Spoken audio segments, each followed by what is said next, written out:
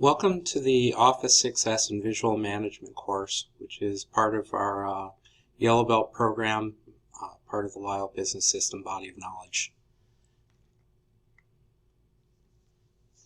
Okay, so the first thing that we're going to go through is an introduction to success, what it is, some discussion of office versus plant success, visual management. For those at Lyall, we'll go offline and talk about reflection of previous efforts. We're going to talk about we're going to review the success checklist and the score tracker and auditing methods, and then we're going to brainstorm improvements to the program.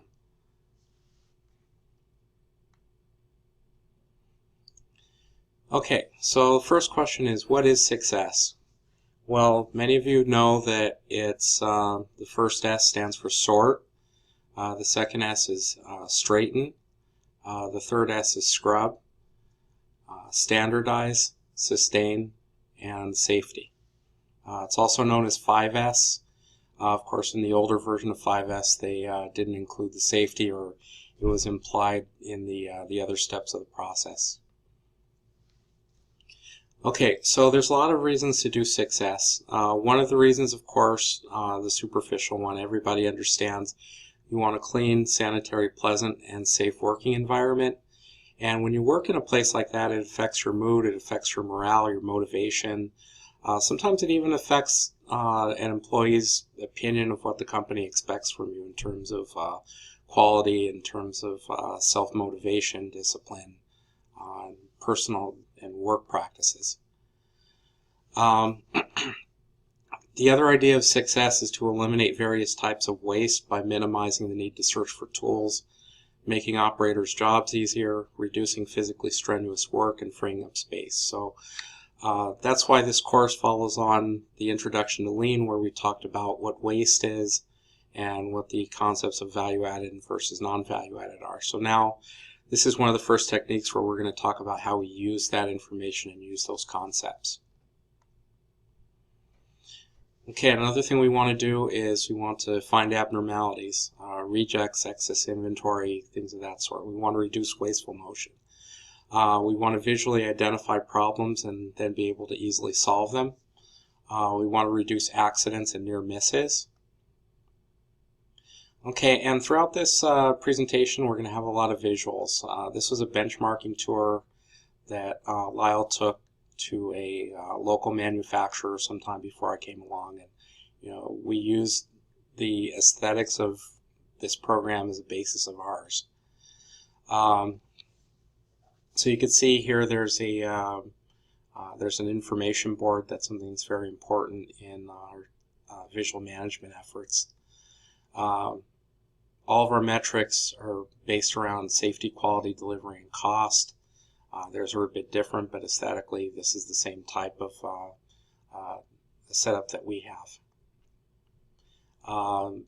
Sequencing of demand, sequencing of orders, and scheduling. It's very important to have visual tools for that. So this is an example of that sort of system. Organization of your tooling and materials is very important. You can see some of the elements here. You have the addresses on the items itself matched up to an address on the storage shelf. You have the boundary at the bottom where it describes what's supposed to be in the space. So it's a very good visual management system. Here you have an example of shadow board tooling, measuring equipment, and then you have the tooling for the actual equipment, all nice and neatly organized. Okay, here you have an example of Lyall Success event, which we held in our shipping department. You can see that the way we organized the event was around the successes. We brainstormed things that needed to be removed from the area, organization of what was left, the deep cleaning of the area to flush out what the abnormalities are and to improve the environment. The standardization of the cleanup and the standardization of the processes. The plan to sustain, which is based on our auditing system, and the considerations of safety. Okay, we actually have an auditing system where we track our score. Of course, scores for housekeeping are somewhat subjective, but we're looking at a trend rather than just a number.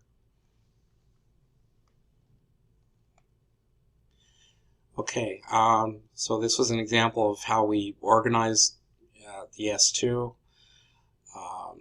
We mapped out the process in the department. In this case, the subject was shipping. And we found ways to organize and visually manage those processes and improve them. Okay, so going further along with this, we organized the way that the materials were stored on the shelves. We labeled everything. We made sure everything was ergonomic, so we considered safety. We differentiated between the high frequency picks versus low frequency picks, and we allocated the right storage strategy to each of them. We did a map of the area, both like a top view of the racks and shelving and a front view of certain of the racks where we were storing our our finished good combines for our distribution market. Okay, we put visual controls everywhere that we could. Labeled all the locations. You can see this is where we painted our boundaries. We also had some an area set aside for ancillary equipment for quick changeover in our production lines. In the third S, which is shine, we had some very old painted lines in our shipment staging area. We scraped up about 10 years worth of paint lines, and we put brand new paint lines that lasted for quite a while. We did it very methodically, so we kind of captured our practices from that. In S4, one of the things that you typically do is you standardize your cleanup task assignments. So when you do S3, you do a very deep cleaning, and what you're required to do S3, you don't necessarily have to do to keep it maintained. You just have to have a simple routine of just light cleaning, light organization, and you need to assign people responsible, define what the frequency is, and then have people initial and date when they last perform their tasks. Okay, we went through in that department. They didn't have a lot of productivity metrics in place, so we used this event to define what their productivity basis was in quality. Okay, and then the last step in the event, we have our auditing process. So we established that area somewhere that was going to receive a success audit, and we have people go through monthly, audit the area, and then report the findings and chart the findings over time. Okay, so that's an example. This shows the trend. It's either getting better or it's getting worse. Okay, so the next topic is visual management, and the idea of visual management, it's something that once you master or gain some competency in the fundamentals of success, you could actually start to use your environment as a work instruction. So the idea is, within 10 seconds, can you determine the status of your area or your process? Can you locate the parts you're looking for? Do you know what does and doesn't belong there? Okay, here's some examples of office success to contrast with what we showed for production. Example of a break room, organized and clean. Cleaning supplies organized under a cabinet. You can see everything's marked out. You know something's missing. So you always have the tools that you need to keep the area clean. We made a distinction because of things that worked and didn't work in the old implementation, that when we get to this level of detail in an administrative area, we want to do that in common areas. We want to do that where more than one person can come into a role. So, for example, the reception area, we have 3-4 different people flexing in and out of there. We want the reception area to be organized this way. So a new person can come in, know exactly where everything is, not lose any time looking for things or reordering things that they already have. On the other hand, in personal spaces where people kind of know where everything is, we expect general cleanliness, but this sort of organization is voluntary. If it's voluntary, you get support from the lean function. If you do want to do this sort of thing. So it's encouraged, not mandatory unless you're in a common area.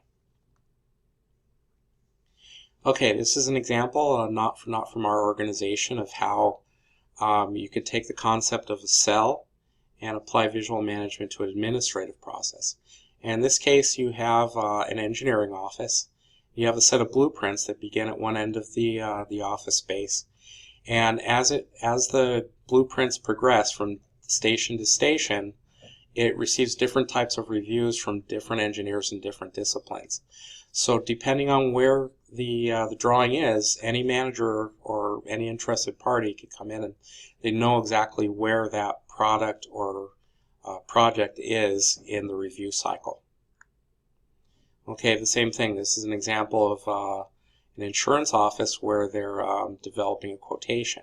So it's a little bit dated. You can see, an older style monitor, laser printer, that sort of thing. But they've mapped out all the steps to do their process. They start at one end of the cell, and each step of the process, something very specific is done, and all the office supplies that they need to do that are in place. They get to the end, the order is, the quote is faxed out to the prospective customer.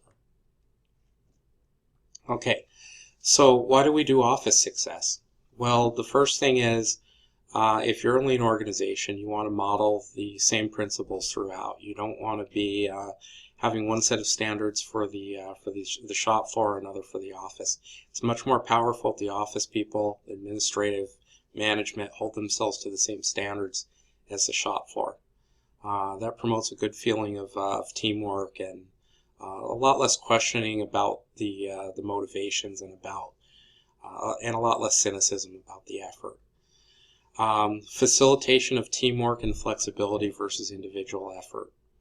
When we do office success, you get the feeling that you're integrated and engaged in the lean process, which means that you see yourself as part of the system, and it's not just your individual effort that's causing success or failure. You work together with the people upstream and downstream of you. Another reason office success is becoming very important is because of a growing recognition of the cost impact of office productivity and lead time. So we make a big deal, and rightly so, in our shop floor success, we don't want somebody to lose a screwdriver and have the line down for like 20 minutes looking for a screwdriver, looking for the right wrench, looking for the right C item, bolts, nuts, screws, silly things like that, shutting a line down. We don't want that. But what about the vice president who's looking for a stapler? What about the customer service person that's holding up an order for $20,000-$30,000, because they can't find the right office supplies to process their information correctly? So those sorts of things. It's also part of the cost impact of waste, and that's becoming, as we turn more and more into a service economy, that's becoming more and more of an important thing in our organizations. Also, safety and environmental concerns. It's the same thing in an office as it is outside. We want to have a clean and safe environment. We don't want insect infestations, from 5-day-old coffee or rotten food, so just that kind of thing. And of course, this is actually the thing that drives most people, is the image that you present to your customers. But remember, the customers are not just the external ones. There's internal customers too. So that's important to remember. Okay, so some of the differences between office success and shop floor success. In a shop floor, it's, especially once you've established your lean program, you have your lean cells set up. It's a team environment, so it's a team space. And it's a lot less controversial to kind of standardize it and make it clean, organized, and everything. When you get into people's offices, you start finding yourself in individual spaces, so there's a different sort of motivation that's needed. The next thing is, although we did show an example of a couple of physical work cells in administrative areas, a lot of what we do now is computerized. So the path, the diagram of work traveling back and forth, it could be a lot different than it is on a shop floor. You could have things that information traveling in a second across the country or to other countries. And so you have to actually map the workflow more abstractly than you might when you're doing something within four walls. Okay, the other along the same lines, that makes it difficult to identify, standardize, and map the physical processes. Then the last thing is when you're doing things like shadow boards, when you're doing all your visual management on the shop floor, you want to have like the maximum amount of transparency. You want everybody to be able to see everything. Well, of course, you can't do that in every office function because you have legal requirements for confidentiality, especially in accounting and human resources. So, there are some boundary conditions in administrative that you don't have in shop floor lean, so you have to make adjustments. Okay, so the question there, team spaces versus individual spaces. What amount of personalization is appropriate?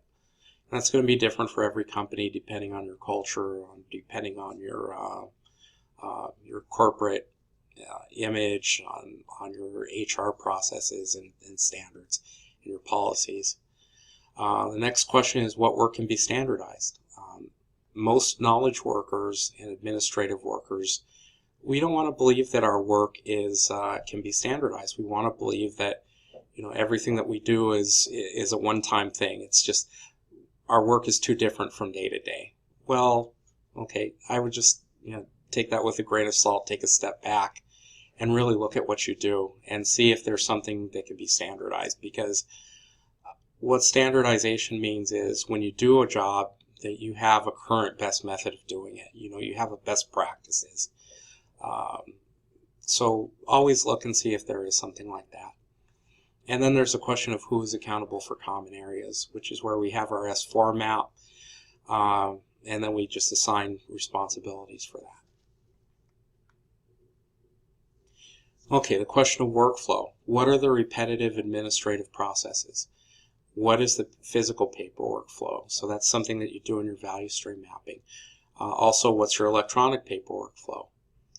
Okay, now one of the benchmarks we use, similar to what we talked about in the process areas, where you want to walk into an area and if it's got good visual management, you can tell in 10 seconds what the status of the area is, whether they're ahead or behind in their orders, whether there's a quality issue, whether there's something there that belongs there or not.